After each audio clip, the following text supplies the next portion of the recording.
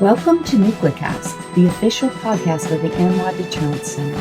Our host is Dr. Adam Lowther, co-founder and vice president for research at the National Institute for Deterrence Studies.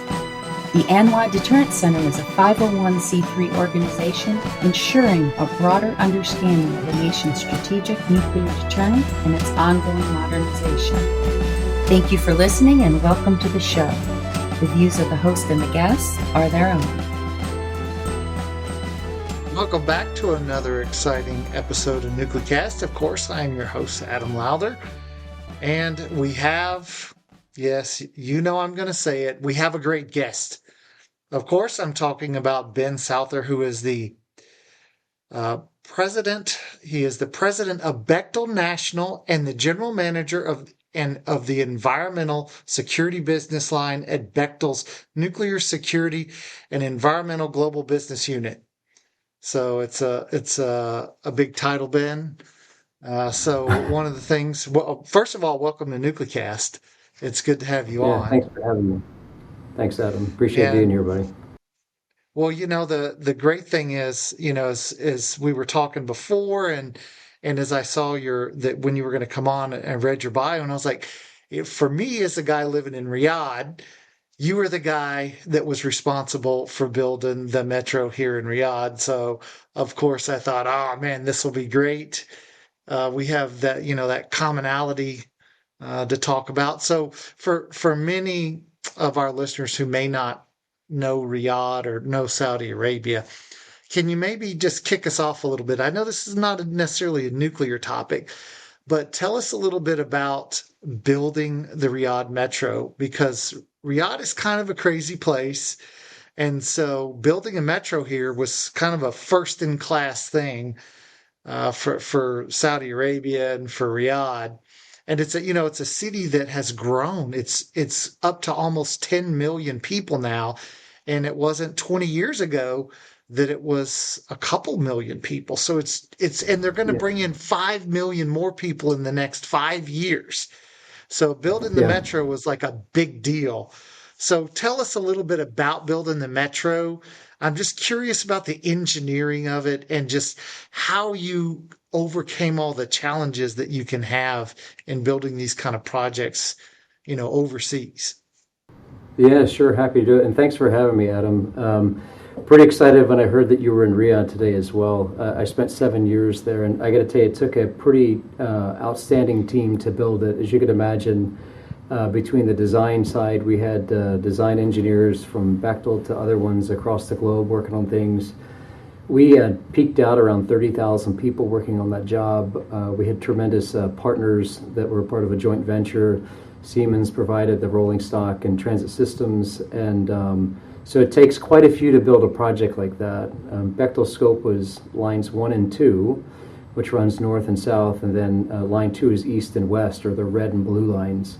38 stations, 3 depots. We had all the road works to be done and supporting utilities along that, park and ride facilities, and I'd call it a once-in-a-career opportunity to build something like that, because most cities won't take on a project that large all in one phase. And you got to hand it to Vision 2030 and MBS and what they did with setting out a plan to get 6 metro lines built in the city of Riyadh to be able to help with some of the really difficult traffic congestion that exists in that city.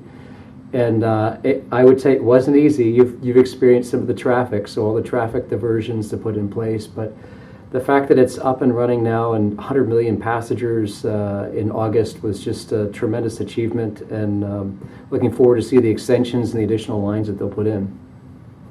Yeah, it's it's funny because talking about this and the kind of challenge that this project was leads into some of the work that Bechtel does for the Department of Energy and NNSA. Can you maybe sort of segue over into those? And I know you specifically focus on a lot of environmental issues and those sort of challenges. So maybe also give us a little bit about how you deal with those kind of issues. Sure. Maybe I'll just kind of segue with giving you a bit of a background on me, and then that might help with explaining kind of what we'll get into with DOE. I've been with Bechtel for about 23 years, worked on the government side, but also in other parts of our business on public infrastructure, and have worked obviously in the Middle East, but have also worked in the Pacific. There's an island out there in the middle of the Pacific on the Marshall Islands, which is Kwajalein, which is part of a Department of Defense program and as part of the missile systems. And people probably remember the Ronald Reagan Star Wars programs and the deep space tracking that goes on there.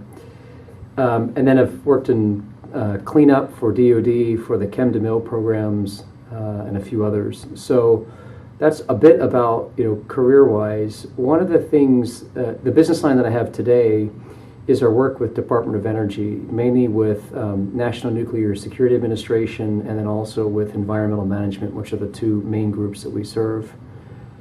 We have projects for EM, which is WTP in Hanford, Washington, which is the cleanup, pretty big milestone that was just celebrated with vitrifying radiological waste now, which is a tremendous achievement. We'll talk about how to bring projects over the finish line maybe a little bit later, but how the team pulled together to do that was just pretty outstanding to see. There's nothing like it when that happens. Then we have WIP, which is the waste isolation pilot plant that's in Carlsbad, New Mexico. Interestingly, Bechtel had designed that facility in the 80s and built it, and I came across some cool historic photos of the Bechtel PM out there in the groundbreaking ceremony, which was pretty cool. And to now be at the point where we're managing and operating it and conducting their capital projects is pretty tremendous opportunity, and it's really kind of an honor for us to do something like that. But then we have other sites on the NNSA side as part of the nuclear security enterprise, which is Y-12 National Security Site. We also have Lawrence Livermore National Lab, and then we do work with Naval Reactors Program. So for us, it's I'll say it again, it's an honor to support the Department of Energy. We started working with them back in 1948 when it was Atomic Energy Commission, and we have a long history of supporting DOE and the nuclear programs. We don't take that responsibility lightly. There's a lot we've learned over the years, and we also feel that we've got a lot to give back. And so maybe this is a good way to segue, Adam, for your question that prompted all this, which is, how do you take something like that on the infrastructure side in Riyadh Metro, which is very different than nuclear deterrent program? And I think that's one of the uniquenesses that Bechtel brings is we try and bring a blend of talent, right? And if you look at what goes into these management and operations contracts, is the value that industry brings is that we bring the commercial practices, right, or the practices from other parts of the business and blend that with what we're doing in the government. And that's really the main value that happens with industry and the government with contracting with companies like Bechtel, where we can bring those best practices that you're required to do to actually survive in those businesses and infuse them with the government. And so that's what we're doing at those sites today. And one of the values I think that Bechtel brings is we bring people that actually have the practical experience in delivery roles that have been, on the direct hire construction, where they're, our craft that are doing the work and our engineers. And then we do the same thing, which is different from some of the other consulting type models that are out there, where we have all the resources in-house to be able to do that. And then we also pride ourselves on the relationships that we've built with the supply chain along the way to be able to execute this work. Yeah, and I can imagine just when you build a project like the Riyadh Metro, that there's so many lessons you learn and so many challenges that you face that as you then shift to, building new buildings at Y-12 or wherever you may be building new stuff, you can incorporate those lessons you would have never gotten otherwise. And you incorporate them into, how you're going to do stuff. And you say, hey, this was a challenge we had on this other project, and here's how we overcame it. And, like manpower issues or skilled labor issues, or, I'm sure those things arose in a non-nuclear project and you had to overcome them. And now you take those lessons and you apply them elsewhere. Yeah, and that's exactly right. Interestingly, it's not, each project has its own set of unique circumstances and details, but a lot of it really comes down to the basics that you just mentioned about having qualified skilled labor to get the work done is kind of a fundamental. But the other one is there's some basic human behaviors about how do we organize the work and get things done collectively. On a small scale, you can kind of see how it happens if you've ever done any kind of home improvement projects with your buddies, right? And what's the plan and how you're going to go do it? And if there's 3 or 4 of you, you have a different way as to how you want to do it. We'll multiply that, by tens of thousands, right? And having the work organized and structured in such a way that's aligned with what the customer wants to do, right? As well as how we think is the best way to execute that, takes quite a bit of effort to do. And there's a lot of lessons around how to structure and organize the work such that you get that sweet spot between how the customer wants to deliver, what's the optimum way for us to do it, and how does that align with the skill sets and other phases of the work. And so it ends up being a challenge, whether it's 30,000 people or it's 10,000 people like at a Y12 or a few thousand people building the uranium processing facility. But those same kind of fundamentals tend to transfer over. Yeah. Now, one of the things I wanted to talk about was, NNSA is, they have this new enterprise blueprint, and it's got, all this long-term modernization that they really want to get at. They got all kinds of infrastructure projects. I mean, we've talked about this endlessly on NucleCast about buildings that are still around from the 1940s. And so there's all of this national security infrastructure that has to be replaced.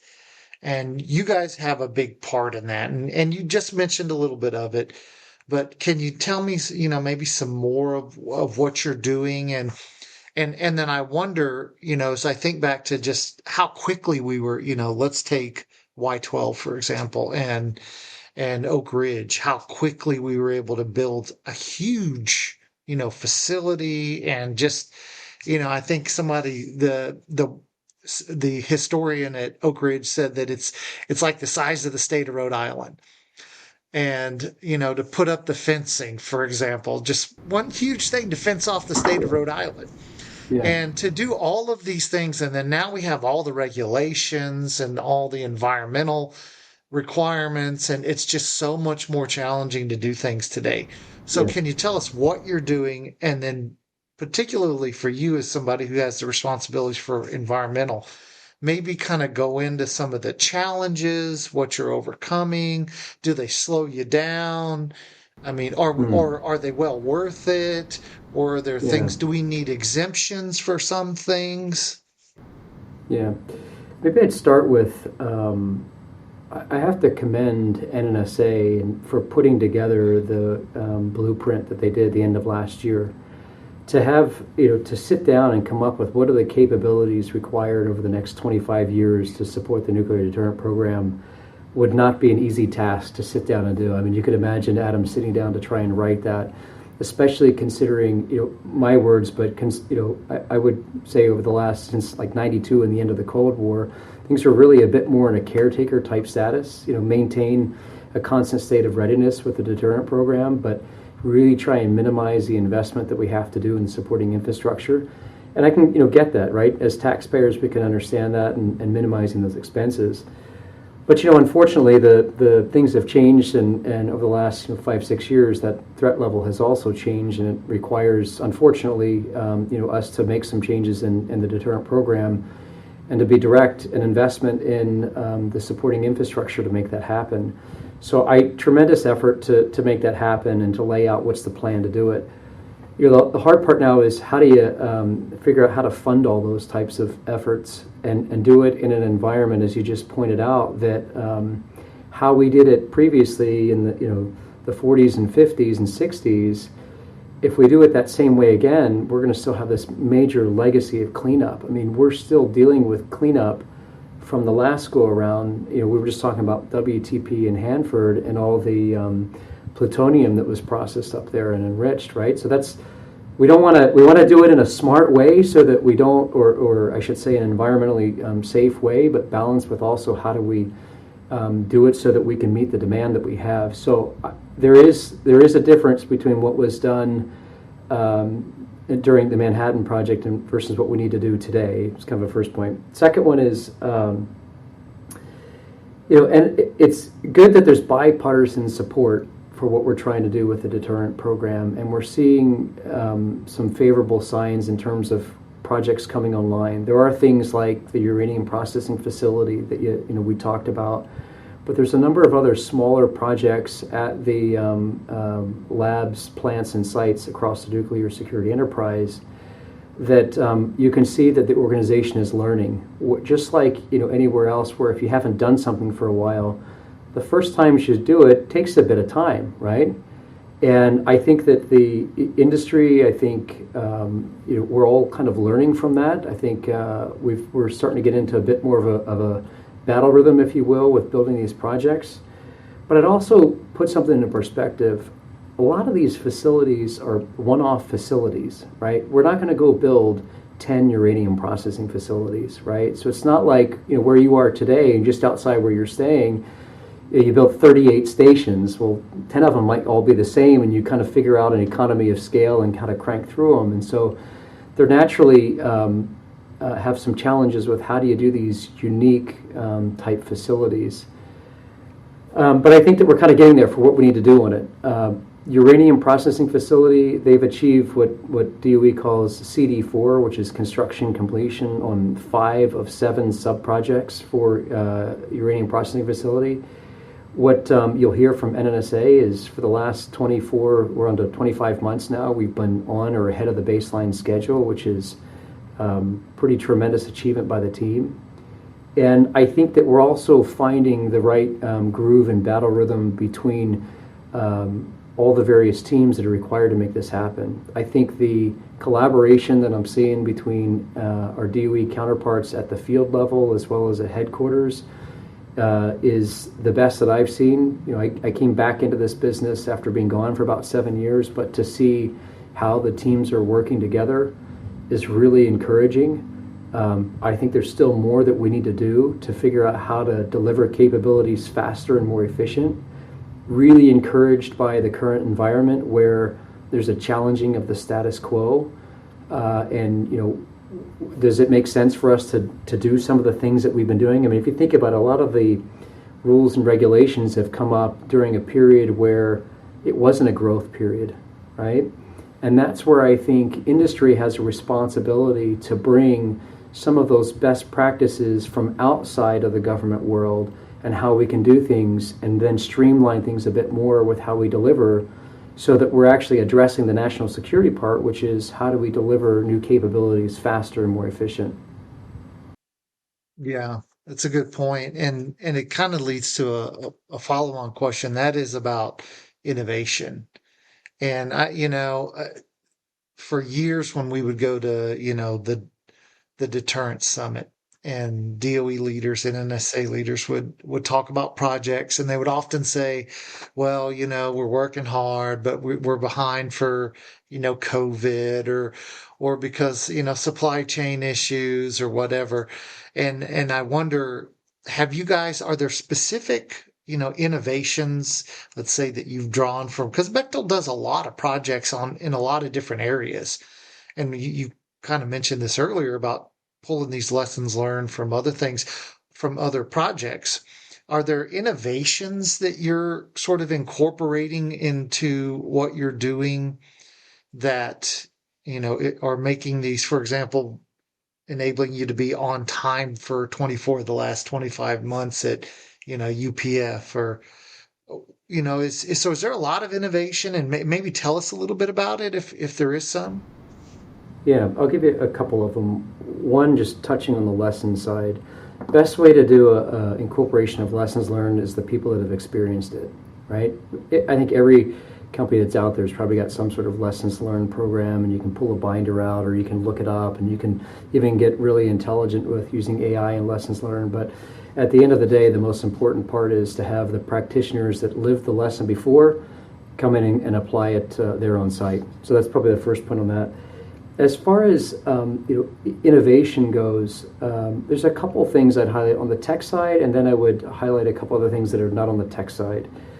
On the tech side, one of the things that has kind of typically happens is every year you get more and more requirements or more and more information that gets packed on, right? So as you know, sifting through the all of that barrage of information is really difficult to do, right? And we experience in our own life just with the amount of things that kind of pop up. But imagine on these large complex projects the amount of data that we capture. And so getting smart about how we align requirements that are come from not only from the government for what we're doing, but also building code requirements, our own procedures in terms of how we execute things, and then demonstrating from the inspection reports when we build and install things versus how we've designed it versus how the test records. You get this mountain of data, right? And it becomes a paper project is what we end up calling it. And so how you navigate through that has become an area where we've spent quite a bit of time that says at the end of a job, how do you prove that what we've built aligns with all those requirements, right? And it used to take a lot of manual effort, believe it or not. Even though all the records were automated, you can kind of do some basic searches. It still took a tremendous amount of effort to deal with that. And so several years ago, we started doing more with machine learning at UPF on how to align those requirements with the test records so that we can prove that objectively, here's what we built, here's what we've tested, and this is how we know it's in alignment. And so they've made pretty significant advances on that, and so really proud of the work that they've done there. There's other things that are kind of on the cooler tech side, like around the LiDAR scanning. So things like once you've built things, you need to know like kind of what's in there and as-builts and stuff like that.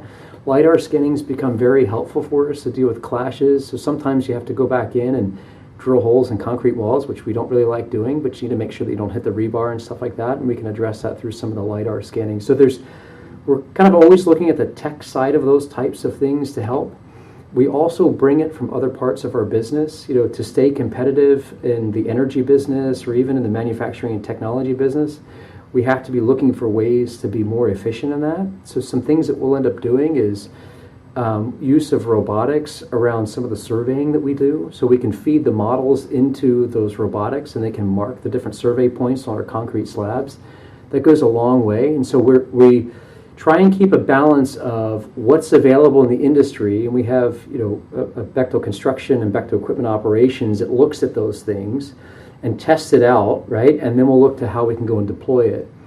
So that combination of what we were describing between our work with the U.S. government and then work that we do outside, once we've proven those things, we'll pull them into the government to be able to help how we deliver on things. So that's kind of like the tech and the lesson side. But the other piece I'd say that you can probably get a lot more gain out of is having clarity of how we're going to finish the projects, or actually execute the projects, and structuring the program in such a way that there's incremental milestones that serve as proof points for the team that starts to believe in that vision on executing, right? And so when you start in front of a $10 billion job and you look at the millions of hours that are associated with it, it becomes a pretty daunting task, right, to figure that out. And so I can imagine. part of that becomes like, how do you express that vision as to how you're going to finish? And that is like probably one of the hardest things to go from where you are today to that end point. And then once you kind of got it, explaining it and then breaking it down to those smaller chunks, and then each group has incremental milestones that they start to realize we're getting it done and we're getting closer.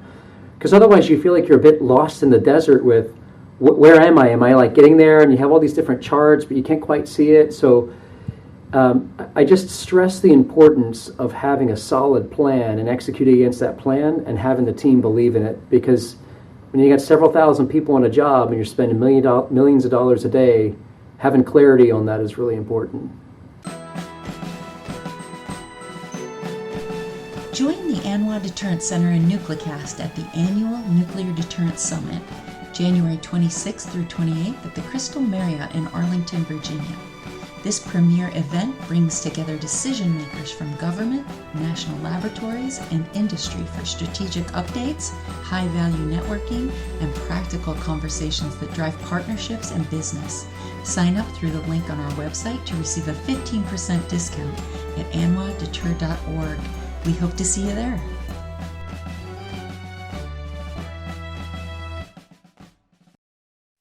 Yeah, I mean, I'm maybe just reasoning by analogy, you know, the famous Prussian strategist Karl von Clausewitz. He always, it's my favorite German word. He said that the commander has to have Fingerspitzengefühl. So if you say that three times fast, Fingerspitzengefühl, and he means like fingertip feel, that you just have to have a Yeah. sense of. He's talking about where to apply troops in the heat of battle, and that the good commander just knows what to do because he's done it, he's seen it, he has an innate sense of how to handle it.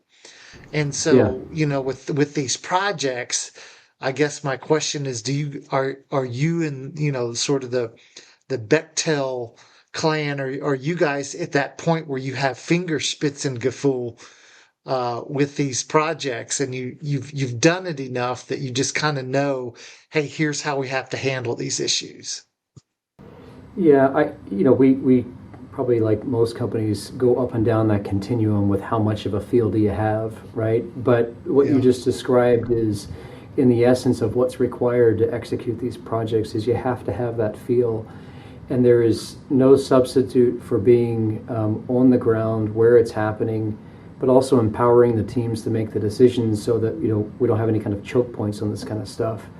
But you absolutely nailed it, Adam, where having that presence, having, let's call it control over the work, if you will, is extremely important to do. But then it's for a couple of reasons. One, because we can quickly make adjustments and decisions in the field as we go. But then also, if you put yourself in the customer shoes where they entrust us with a lot of responsibility, people put their careers in our hands to deliver, and we also take that very seriously.